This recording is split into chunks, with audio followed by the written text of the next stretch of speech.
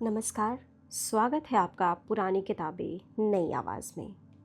आप सुन रहे हैं प्रेमचंद जी के द्वारा लिखा गया उपन्यास निर्मला। यदि आपने पहले के भाग नहीं सुने हैं तो मेरा अनुरोध है कि पहले के भाग ज़रूर सुन के आएं। तो आइए सुनते हैं कहानी में आगे। वकील साहब सैर करके लौटे तो निर्मला ने तुरंत यह विषय छेड़ दिया। मनसाराम से वह आजकल थोड़ी अंग्रेज़ी पढ़ती थी। उसके चले जाने पर उसके पढ़ने का हरज होगा। दूसरा कौन पढ़ाएगा? वकील साहब को अब तक यह बात मालूम न थी। निर्मला ने सोचा था कि जब कुछ अभ्यास हो जाएगा तो वकील साहब को एक दिन अंग्रेजी में बातें करके चकित कर दूंगी। कुछ थोड़ा सा ज्ञान तो उसे अपने भाइयों से हो ही गया था। अब वह नियमित रूप से पढ़ रही थी। वकील साहब की छाती पर सांप सा लौट गया। त्योरियां बदल कर बोले, वे कब से पढ़ा रहा है तुम्हें? मुझसे तुमने कभी नहीं कहा। निर्मला ने उनका यह रूप केवल एक बार देखा था, जब उन्होंने सियाराम को मारते मारते बेदम कर दिया था।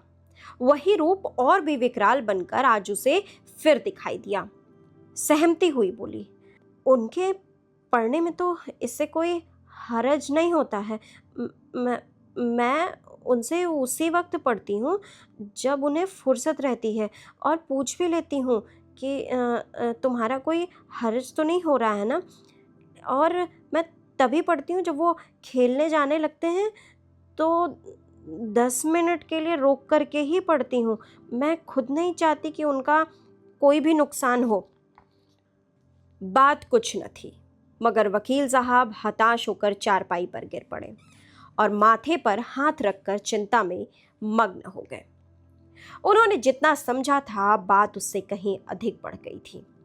उन्हें अपने ऊपर क्रोध आया कि मैंने पहले ही क्यों ना इस लौंडे को बाहर रखने का प्रबंध किया। आजकल जो है महारानी इतनी खुश दिखाई देती हैं, इसका रहस्य अब समझ में आया। पहले कभी कमरा इतना सजा सजाया न रहता था, बनाव चुनाव भी न करती थी, पर अब देखता हूँ काया पलट सी हो गई है। जी में तो आता है कि इसी वक्त चलकर मनसाराम को निकाल दे, लेकिन प्रौढ़ बुद्धि ने समझाया कि इस अवसर पर क्रोध की जरूरत नहीं। कहीं इसने भाप लिया तो गजब ही हो जाएगा। हाँ, जरा इसके मनोभावों को टटोलना चाहिए। बोले, यह तो मैं जानता हूं कि तुम्हें 2-4 मिनट पढ़ाने का इसका हरज नहीं होता, लेकिन आवारा लड़का है, अपना काम न करने का उसे एक बहाना तो मिल जाएगा। और कल अगर वो फेल हो गया तो साफ कह देगा, मैं तो दिन भर पढ़ाता रहता था। मैं तुम्हारे लिए कोई मिस नौकर रख दूंगा, कुछ ज्यादा खर्च ना होगा। तुमने मुझसे पहले कभी कहा ही नहीं, या तुम्हें भला क्या पढ़ाता होगा? 2-4 शब्द बताकर भाग जाता होगा। इस तरह तो तुम्हें कुछ भी ना आएगा। निर्मला ने तुरंत इस आक्षेप का खंडन किया। नहीं, यह बात तो नहीं है। वह मुझे दिल लगाकर पढ़ाते हैं और उनकी शैली भी कुछ ऐसी है कि पढ़ने में मन भी लग जाता है। आप एक दिन जरा उनका समझाना देखिए। मैं तो समझती हूँ कि मिस इतने ध्यान से न पढ़ाएगी।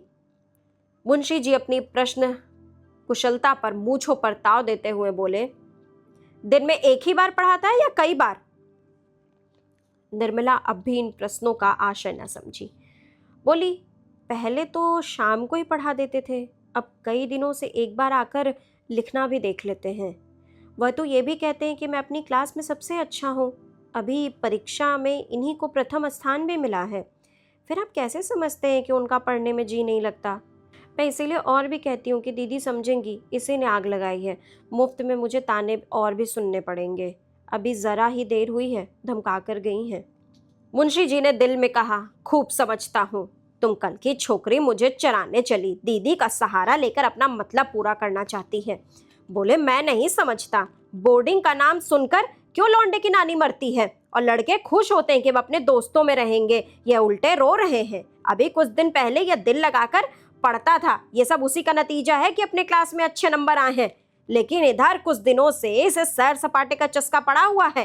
अगर अभी से रोकथाम न की गई तो पीछे करते करते न बन पड़ेगा। तुम्हारे लिए मैं एक मिस रख दूंगा। दूसरे दिन मुंशी जी प्रातःकाल कपड़े लत्ते पहनकर बाहर निकले। दीवान खाने में कई मुवक्किल बैठे हुए थे। इनमें एक राजा साहब भी थे, जिनसे मुंशी जी को कई हजार सालाना मेहनताना मिलता था। मगर मुंशी जी उन्हें वहीं बैठा छोड़ 10 मिनट में आने का वादा करके बग्घी पर बैठकर स्कूल के हेडमास्टर के यहाँ जा पहुंचे। हेडमास्टर साहब बड़े सज्जन पुरुष थे। वकील साहब का बहुत आदर सत्कार किया, पर उनके यहाँ एक लड़के की भी जगह खाली न थी। सभी कमरे भरे हुए थे। इंस्पेक्टर साहब की कड़ी ताकीद थी कि मुफस्किल के लड़कों को जगह देकर तब शहर के लड़कों को जगह दिया जाएगा। इसलिए यदि कोई जगह खाली भी हुई तो भी मंसाराम को जगह न मिल सकेगी, क्योंकि कितने ही बाहरी लड़कों के प्रार्थना पत्र रखे हुए थे। मुंशी जी वकील थे। रात दिन ऐसे प्राणियों से साबिका रहता था जो लोभवश असंभव को भी संभव, असाध्य को भी साध्य बना सकते हैं। समझे शायद कुछ ले देकर काम निकल जाए। दफ्तर क्लर्क से ढंग की कुछ बातचीत करनी चाहिए। पर उसने हंसकर कहा, मुंशी जी यह कचहरी नहीं स्कूल है। हेडमास्टर के कानों में अगर इसकी भनक पड़ गई तो जामे से बाहर हो जाएंगे और मंसाराम को तो खड़े खड़े निकाल देंगे। संभव है अफसरों से शिकायत कर दे। बेचारे मुंशी जी अपना सा मुंह लेकर रह गए। 10 बजते बजते झुझलाए हुए घर लौटे। मंसाराम उसी वक्त घर से स्कूल जाने को निकला। मुंशी जी ने कठोर नेत्रों से उसे देखा, मानो वो उनका शत्रु हो, और घर में चले गए। इसके बाद 10-12 दिनों तक वकील साहब का यही नियम रहा कि कभी सुबह कभी शाम किसी न किसी स्कूल के हेडमास्टर से मिलते और मंसाराम को बोर्डिंग हाउस में दाखिल करने की चेष्टा करते। पर किसी स्कूल में जगह न थी। सभी जगहों से कोरा जवाब मिल गया। अब 2 ही उपाय थे, या तो मंसाराम को अलग किराए के मकान में रख दिया जाए या किसी दूसरे स्कूल में भर्ती करा दिया जाए। ये दोनों बातें आसान थी। मुफस्सिल के स्कूलों में जगह अक्सर खाली रहा करती थी, लेकिन अब मुंशी जी का शंकित हृदय कुछ शांत हो गया था। उस दिन से उन्होंने मंसाराम को कभी घर में जाते न देखा। यहाँ तक कि अब वह खेलने भी न जाता था। स्कूल जाने से पहले और आने के बाद बराबर अपने कमरे में बैठा रहता। गर्मी के दिन थे। खुले हुए मैदान में भी देह से पसीने की धारें निकलती थीं, लेकिन मंसाराम अपने कमरे से बाहर न निकलता। उसका आत्माभिमान आवारापन के आक्षेप से मुक्त होने के लिए विकल हो रहा था। वह अपने आचरण से इस कलंक को मिटा देना चाहता था। एक दिन मुंशी जी बैठे भोजन कर रहे थे कि मंसाराम भी नहाकर खाने आया। मुंशी जी ने इधर उसे महीनों से नंगे बदन न देखा था। आज उस पर निगाह पड़ी तो होश उड़ गए। हड्डियों का ढांचा सामने खड़ा था। मुख पर अभी ब्रह्मचर्य का तेज था, पर देह खुलकर कांटा हो गई थी। पूछा, आजकल तुम्हारी तबीयत अच्छी नहीं है क्या? इतने दुबले क्यों हो गए? मंसाराम ने धोती ओढ़कर कहा, नहीं, तबीयत तो बिल्कुल अच्छी है। मुंशी जी ने पूछा, फिर इतने दुबले क्यों हो गए हो? नहीं, दुबला तो नहीं हूँ, मैं इससे ज्यादा मोटा ही कब था। वाह, आधी दे भी नहीं रहे हो, कहते हो मैं दुबला नहीं हूँ। क्यों दीदी, ये ऐसा ही था क्या? रुक्मणी आंगन में खड़ी तुलसी को जल चढ़ा रही थी। बोली, दुबला क्यों होगा? अब तो बहुत अच्छी तरह लालन पालन हो रहा है। मैं गंवारिन थी, लड़कों को खिलाना पिलाना नहीं जानती थी, खोमचा खिला खिला कर इनकी आदत बिगाड़ देती थी। अब तो एक पढ़ी लिखी गृहस्थी के कामों में चतुर औरत पान की तरफ फेर रही है ना। दुबला हो उसका दुश्मन। मुंशी जी, दीदी तुम बड़ा अन्याय करती हो। तुमसे किसने कहा कि लड़कों को बिगाड़ रही हो? जो काम दूसरों के किए ना हो वह तुम्हें खुद करना चाहिए। यह नहीं कि घर से कोई नाता ना रखो। जो अभी खुद लड़की है वह लड़कों की देख रेख क्या करेगी? यह तुम्हारा काम है। रुक्मणी, जब तक अपना समझती थी करती थी, जब तुमने गैर समझा लिया तो मुझे क्या पड़ी है कि मैं तुम्हारे गले से चिपटूं? पूछो, कई दिन से दूध नहीं पिया है? जाके कमरे में देखाओ, नाश्ते के लिए जो मिठाइयाँ भेजी गई थी वह पड़ी सड़ रही हैं। मालकिन समझती है मैंने तो खाने का सामान रख दिया, कोई खाए ना खाए तो क्या मैं मुंह में डाल दूं? तो भैया, इस तरह वे लड़के पलते होंगे जिन्होंने कभी लाड़ प्यार का सुख नहीं देखा। तुम्हारे लड़के बराबर पान की तरह फेरे जाते हैं। अब अनाथों की तरह रहकर सुखी नहीं रह सकते। मैं तो बात साफ कहती हूँ, बुरा मानकर ही कोई क्या कर लेगा। उस पर सुनती हूँ कि लड़के को स्कूल में रखने का प्रबंध कर रहे हो। बेचारे को घर में आने तक की मनाही है। मेरे पास आते भी डरता है, और फिर मेरे पास रखा ही क्या है जो जाकर खिलाऊंगी? इतने में मंसाराम 2 फुलके खाकर उठ खड़ा हुआ। मुंशी जी ने पूछा, अरे खाना खा लिए तुम? अभी 1 मिनट से भी ज्यादा तो नहीं हुआ तुम्हें बैठे हुए। क्या खाया तुमने? तुमने 2 ही फुलके तो लिए। मनसाराम ने सकुचाते हुए कहा, दाल और तरकारी भी तो थी, ज्यादा खा जाता हूँ तो गला जलने लगता है, खट्टी डिकारें आने लगती हैं। मुंशी जी भोजन करके उठे तो बहुत चिंतित थे। अगर यूं ही दुबला होता गया तो उसे कोई भयंकर रोग पकड़ लेगा। उन्हें रुक्मणी पर इस समय बहुत क्रोध आ रहा था। उन्हें यही जलन है ना कि मैं घर की मालकिन नहीं हूँ। यह नहीं समझती कि मुझे घर की मालकिन बनने का क्या अधिकार है। जिसे रुपया का हिसाब तक नहीं आता वह घर की स्वामिनी कैसे हो सकती है। बनी तो थी साल भर तक मालकिन, 1 पाई की बचत न होती थी। इस आमदनी में रूप कला 200-250 रुपये बचा लेती थी। इनके राज में वही आमदनी खर्च को भी पूरा न पड़ती थी। कोई बात नहीं, लाड़ प्यार से इन लड़कों को चौपट कर दिया। इतने बड़े बड़े लड़कों को इसकी क्या जरूरत कि जब कोई खिलाएगा तभी खाएं। इन्हें तो खुद अपनी फिक्र करनी चाहिए। मुंशी जी दिन भर उसी उधेड़-बुन में पड़े रहे। 2-4 मित्रों से भी जिक्र किया। लोगों ने कहा उसके खेल कूद में बाधा न डालिए, अभी से उसे कैद न कीजिए। खुली हवा में चरित्र के भ्रष्ट होने की उससे कम संभावना है जितना बंद कमरे में। कुसंगत से जरूर बचाइए, मगर यह नहीं कि उसे घर से निकलने ही ना दीजिए। युवावस्था में एकांतवास चरित्र के लिए बहुत ही हानिकारक है। मुंशी जी को अब अपनी गलती मालूम हुई। घर लौटकर मनसाराम के पास गए। वह अभी स्कूल से आया था और बिना कपड़े उतारे एक किताब सामने खोलकर सामने खिड़की की ओर ताक रहा था।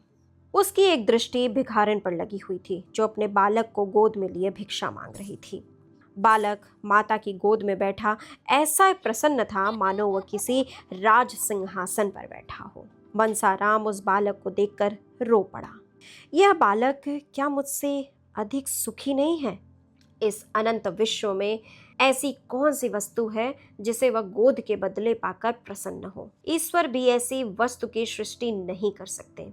ईश्वर ऐसे बालकों को जन्म ही क्यों देते हैं जिनके भाग्य में मातृ वियोग का दुख भोगना पता है।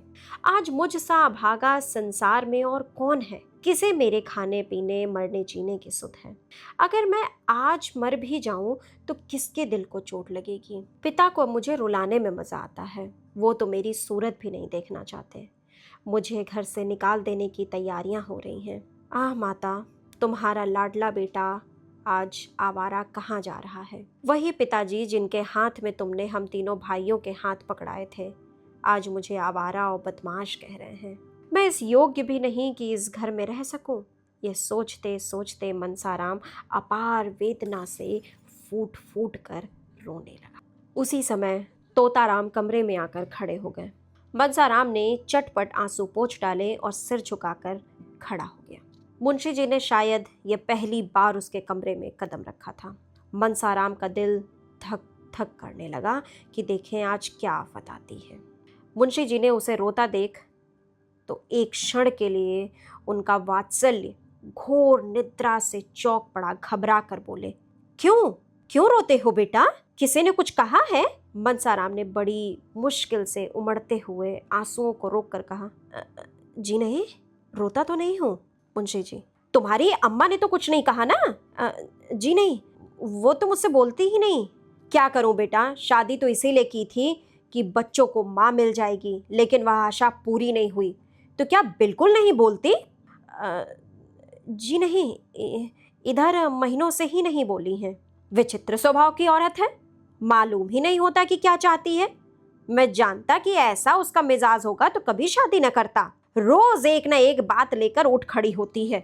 उसी ने मुझसे कहा था कि यह दिन भर न जाने कहाँ गायब रहता है। मैं उसके दिल की बात क्या जानता था? समझा तुम कुसंगत में पड़कर शायद दिन भर घूमा करते हो।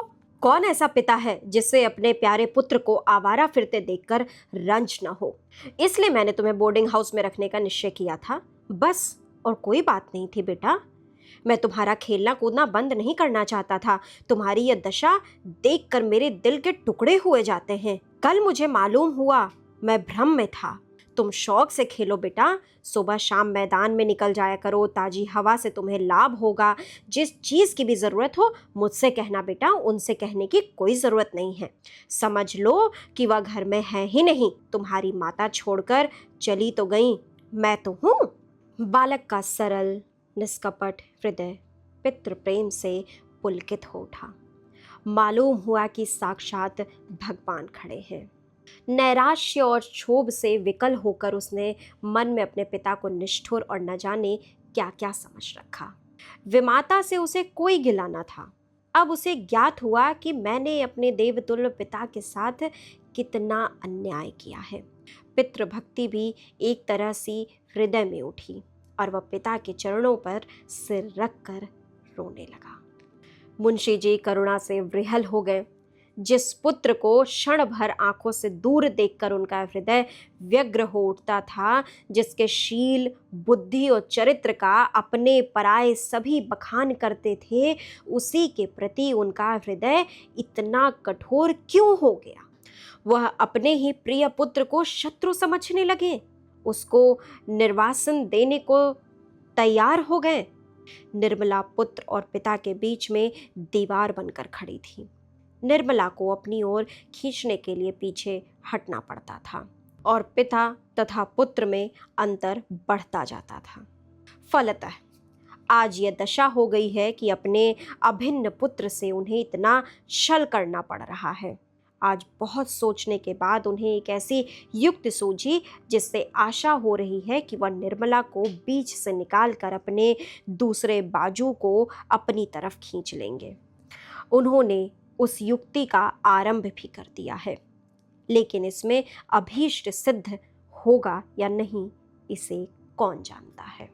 जिस दिन से तोताराम ने निर्मला के बहुत मिन्नत समाजत करने पर भी मनसाराम को बोर्डिंग हाउस में भेजने का निश्चय किया था, उसी दिन से उसने मनसाराम से पढ़ना छोड़ दिया था। यहाँ तक कि बोलती भी न थी। उसे स्वामी की इस अविश्वासपूर्ण तत्परता का कुछ कुछ आभास हो गया था। ओह, इतना शक्की मिजाज! ईश्वर ही इस घर की लाज रखे। इनके मन में ऐसी ऐसी दुर्भावनाएं भरी हैं। मुझे ये इतनी गई गुजरी समझते हैं। ये बातें सोच सोच कर वह कई दिनों तक रोती रही। तब उसने सोचना शुरू किया, इन्हें क्यों ऐसा संदेह हो रहा है? मुझ में ऐसी कौन सी बात है जो इनकी आंखों में खटकती है? बहुत सोचने पर भी उसने अपने में कोई ऐसी बात नजर ना आई। तो क्या उसका मनसाराम से पढ़ना, उससे हंसना, बोलना ही इनके संदेह का कारण है? तो फिर मैं पढ़ना छोड़ दूंगी। भूल कर भी मनसाराम से ना बोलूंगी, उसकी सूरत ना देखूंगी। लेकिन ये तपस्या उसे असाध्य जान पड़ती थी। मनसाराम से हंसने बोलने में उसकी विलासिनी कल्पना उत्तेजित भी होती थी और तृप्त भी। उससे बातें करते हुए उसे अपार सुख का अनुभव होता था, जिसे वह शब्दों में प्रकट न कर सकती थी। कुवासना की उसके मन में छाया भी न थी। वह स्वप्न में भी मनसाराम से कलुषित प्रेम करने की बात न सोच सकती थी। प्रत्येक प्राणी को अपने हमजोलियों के साथ हंसने बोलने की जो एक नैसर्गिक तृष्णा होती है, उसी की तृप्ति का यह एक अज्ञात साधन था। अब वह अतृप्त तृष्णा निर्मला के हृदय में दीपक की भांति जलने लगी। रह रहकर उसका मन किसी अज्ञात वेदना से विकल हो जाता। खोई हुई किसी अज्ञात वस्तु की खोज में इधर उधर घूमती फिरती, जहां बैठती वहीं बैठी रह जाती, किसी काम में जी न लगता। हाँ, अब मुंशी जी आ जाते। वह अपनी सारी तृष्णाओं को नैराश्य में डुबोकर उनसे मुस्कुराकर इधर उधर की बातें करने लगती। कल जब मुंशी जी भोजन करके कचहरी चले गए तो रुक्मिणी ने निर्मला को खूब तानों से छेड़ा। जानती तो थी कि यहाँ बच्चों का पालन पोषण करना पड़ेगा, तो क्यों घर वालों से नहीं कह दिया कि वहां मेरा विवाह न करो? वहां जाती जहां पुरुष के सिवा और कोई न होता। वहीं यह बनाव, चुनाव और छवि देखकर खुश होता, अपने भाग्य को सराहता। यहाँ बुढ़ा आदमी तुम्हारे रंग रूप हाव भाव पर क्या लट्टू होगा? इसने इन्हीं बालकों की सेवा करने के लिए तुमसे विवाह किया है, भोग विलास के लिए नहीं। वो बड़ी देर तक घाव पर नमक छिड़कती रही, पर निर्मला ने चू तक न की। वह अपनी सफाई तो पेश करना चाहती थी, पर ना कर सकती थी। अगर कहे कि मैं वही कर रही हूं जो मेरे स्वामी की इच्छा है, तो घर का भांडा फूट जाता। अगर वो अपनी भूल स्वीकार करके उसका सुधार करती, तो भय है कि उसका न जाने क्या परिणाम हो। वो यूं बड़ी स्पष्टवादिनी थी, सत्य कहने में उसे संकोच या भय न होता था, लेकिन इस नाजुक मौके पर उसे चुप्पी साधनी पड़ी। इसके सिवा दूसरा उपाय न था। वह देखती थी मनसाराम बहुत विरक्त और उदास रहता है। यह भी देखती थी कि वह दिन दिन दुर्बल होता जाता है, लेकिन उसकी वाणी और कर्म दोनों ही पर मोहर लगी हुई थी। चोर के घर चोरी हो जाने से जो उसकी दशा होती है, वही दशा इस समय निर्मला की हो रही थी। अब कहानी में आगे क्या होता है, जुड़े रहिए पुरानी किताबें नई आवाज़ के साथ। और अगर कहानी अच्छी लगी हो तो हमारे चैनल पुरानी किताबें नई आवाज़ को सब्सक्राइब कीजिए और अपने फ्रेंड्स रिश्तेदारों के साथ शेयर कीजिए। इसके साथ ही आप इंस्टाग्राम पर भी पुरानी किताबें नई आवाज़ को फॉलो कर सकते हैं। धन्यवाद। मिलते हैं निर्मला के अगले भाग के साथ। तब तक आप अपना बहुत ध्यान रखिए।